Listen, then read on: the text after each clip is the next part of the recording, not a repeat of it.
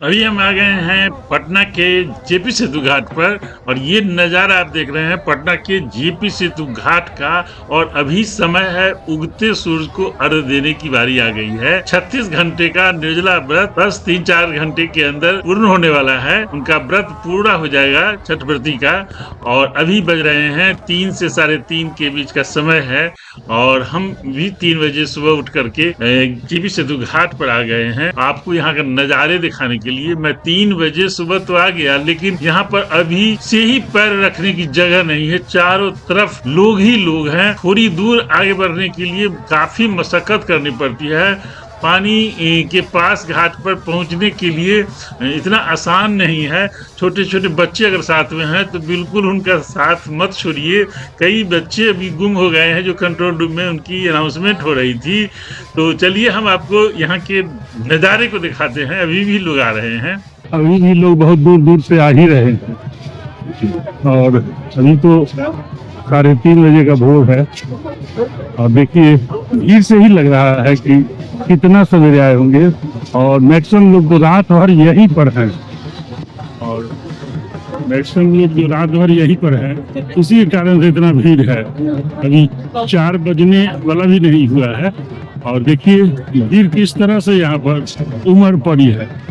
उमड़ी भीड़ है, ये बहुत भयानक भीड़ है। जेपी सेतु घाट है। हम आपको अपने बाएं साइड ब्रिज भी दिखा रहे हैं और सत्ता खड़ी है सूर्य उगते सूर्य को अर्घ देने के लिए इंतजार में है। और तो काफी इंतजारी है ना।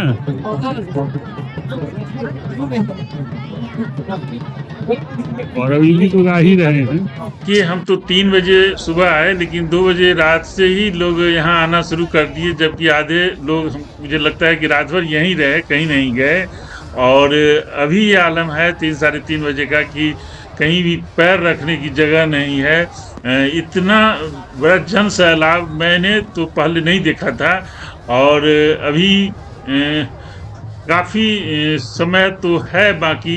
ऐसे 6:20 पर सूर्योदय होने वाला है। उस समय उगते सूर्य को अर्घ्य दिया जाएगा, तो थोड़ा सा अभी इंतजार बाकी है और लोग अभी आ रहे हैं। बच्चे को हाथ पकड़े हुए हैं, ये बहुत इंपॉर्टेंट है। और अब हम थोड़ा सा सुबह का इंतजार कर रहे हैं। अब थोड़ा सा सुबह होने जा रहा है। चलिए हम थोड़ा और नज़ारों को दिखाते हैं। तो अभी सुबह के 5:50 हो चुके हैं और अभी भी जो तय समय है 6:20 जिस समय सूर्योदय होना है, तो अभी भी आधे घंटे का समय शेष है। और देखिए लोगों की तरह से जन सैलाब यहाँ पर उमड़ पड़ी है। हम आपको दिखाने की कोशिश कर रहे हैं। उगते सूर्य को अर्घ्य छठ महापर्व का बहुत महत्वपूर्ण हिस्सा होता है, जो हिंदू धर्म में विशेष रूप से उत्तर भारत के बिहार में यह सेलिब्रेट किया जाता है। छठ पर्व सूर्य देवता और उनकी पत्नी उषा, जिसे प्रकृति कहा जाता है, को समर्पित होता है। इसके पीछे की एक छोटी सी कहानी है, हम डिस्क्रिप्शन में इसे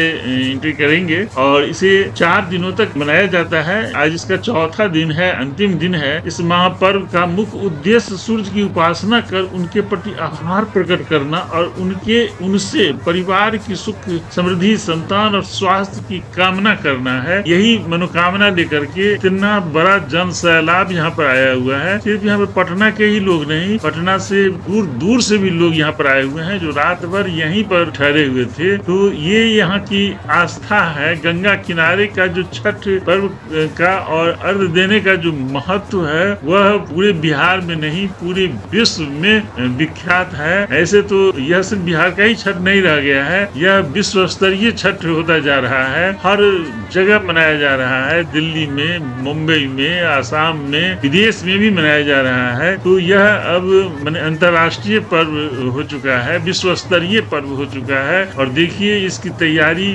महीनों से होती है और ये बस 1 घंटे आधे घंटे के बाद यह महापर्व का छठवती का व्रत पूरा हो जाएगा। तो ये इसकी खासियत है। और उसके बाद पारण मनाया जाता है। तो सूर्योदय के बाद का समय वो पारण करने का होगा। जब यहाँ से छठवर्ती घर पहुँचेंगी, पहले प्रसाद ग्रहण करेंगी, फिर बाकी लोग परिवार के लोग प्रसाद ग्रहण करेंगे और फिर उन्हें पूरा खान पान जो अभी अभी 2 दिनों से वो निर्जला थी, 36 घंटे से निर्जला थी, तो उन्हें जल, नारियल पानी और बहुत सारे व्यंजन बना के खिलाए जाने का हमारे उत्तर बिहार में ये रिवाज है। तो आज बहुत उल्लास का समय है, हर्षोल्लास के साथ इस पर्व को मनाया जा रहा है। और देखिए किस तरह से यहाँ पर जन सैलाब सूर्य देवता के झलक पाने के लिए बेताबी से इंतजार कर रहे हैं। यही इस छठ महापर्व की खूबसूरती है, विशेषता है, और यहाँ का हर्षोल्लास है वो देखने योग्य है। और यहाँ की व्यवस्था, जो प्रशासन की चुस्त दुरुस्त व्यवस्था है, वह काबिले तारीफ है। काफी अच्छी व्यवस्था की गई है, सफाई की, लाइटिंग की, लैट्रिन बाथरूम की, सिक्योरिटी की, बोट से भी पेट्रोलिंग किया जा रहा है। नियंत्रण कक्ष हर 50 से 100 मीटर पर आपको नियंत्रण कक्ष मिल जाएगा, जहाँ से आप अपने समस्या को लेके वहाँ पर जा सकते हैं। कुछ भूले लोगों को, जिनके बच्चे खो गए हैं, अभी नहीं मिल रहा है, तो वहाँ से उनको माइक अनाउंसमेंट करके साथ हो लेते हैं। यह सब प्रशासन के द्वारा बहुत अच्छी व्यवस्था की गई है। पार्किंग की इतनी अच्छी व्यवस्था की गई है। यहाँ पर जेपी सेतु घाट सबसे बड़ा घाट है, पटना का सबसे पसंदीदा घाट है, क्योंकि यहाँ पर बहुत स्पेस है और यहाँ पर पार्किंग है। हजारों गाड़ियां यहाँ पर पार्किंग में लगाने की व्यवस्था है और पार्किंग मैनेजमेंट बहुत जबरदस्त है। गेट के दोनों तरफ पार्किंग है और पार्किंग से आप 500 मीटर की दूरी पर सीधे घाट पर आप अर्घ देने के लिए आ सकते हैं, तो ज्यादा दूरी भी नहीं है। ये सब यहाँ की खास विशेषता जो पटना के दूसरे घाटों पर आपको नहीं मिलने वाली है। बहुत खूबसूरत यहाँ का दृश्य लग रहा है और सब लोग इसी इंतजार में हैं कि कब भगवान भास्कर का दर्शन होगा। और ये दर्शन के इंतजार में लोग आंखें फैलाए हुए, आंखें बिछाए हुए छठ व्रती जल के अंदर उनकी आराधना कर रहे हैं। अर्घ देने के लिए इंतजार हो रहा है और अब मुझे लगता है कि वो समय आने ही वाला है जिस समय उन्हें उगते सूरज को अर्घ दिया जाएगा। और 36 घंटे का जो निर्जला व्रत है, वो उनका व्रत उगते सूरज को अर्घ देने के साथ संपन्न होगा। हम चलिए वो भी नजारा आपको दिखाने जा रहे हैं।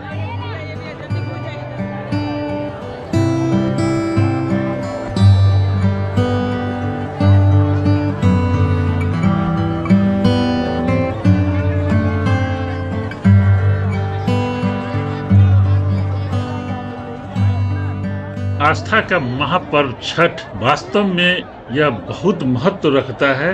छठ महापर्व के बहुत सारे महत्व हैं। सूर्य देव की आराधना इसमें होती है और इस छठ पर्व में दूर दूर रहने वाले परिवार के सारे लोग एक साथ पूजा करते हैं। शायद भीड़ का यही कारण भी होता है और सारे लोग इकट्ठे होते हैं, यही इसकी खूबसूरती है। लोग दिवाली में आए चाहे नहीं आए, होली में आए चाहे नहीं आए, लेकिन छठ में घर जरूर आएंगे और यही कारण होता है। परिवार साथ होते हैं, साल भर फिर इंतजार करना पड़ता है जब परिवार के लोग साथ होते हैं। तो ये छठ पर्व का जो है सो विशेष महत्व है। छठ पर्व में सूर्य देवता की उपासना ये बहुत विशेष महत्व रखती है, जिससे जीवन में ऊर्जा और सेहत के प्रतीक के रूप में इसको माना जाता है। पवित्रता और निष्ठा इसके बहुत महत्वपूर्ण 2 पहलू हैं। इस पर्व में स्वच्छता, शुद्धता और अनुशासन का विशेष रूप से ध्यान रखा जाता है। जल और प्रकृति का महत्व है। बच्चे पटाखे भी छोड़ रहे हैं और इधर अर्घ देने वाली छठ व्रती सूर्य देवता भास्कर के उदय होने का इंतजार कर रही है। अर्घ देने के दौरान जल में खड़े होकर सूर्य को प्रणाम किया जाता है, जो प्रकृति से जुड़ाव और पर्यावरण संरक्षण का संदेश भी देता है। इस प्रकार उगते सूर्य को अर्घ छठ पर्व की अनूठी परंपरा का यह हिस्सा है। देखिए लोगों की किस तरह से यहाँ पर जन सैलाब, लगता है कि पूरा पटना यहीं जो है सो गंगा किनारे घाट पर आ गई है। और ये सैलाब, ये भीड़, इस तरह से लोगों की जो आस्था है, एक साथ इतने लोगों को हमें पूर्व के सालों में तो छठ में नहीं देखा था। ये तो भीड़ होती थी, लेकिन इतनी भीड़, इतना बड़ा जन सैलाब और इतना हर्षोल्लास मुझे पहली बार देखने को मिला है, जो सूर्य देवता के प्रति श्रद्धा और निष्ठा का प्रतीक है। चलिए हम सूर्य भगवान भास्कर के उगते सूरज को जो अर्घ दिया जाएगा, वो भी पल अब आ ही गया है, वो भी हम आपको दिखाने जा रहे हैं।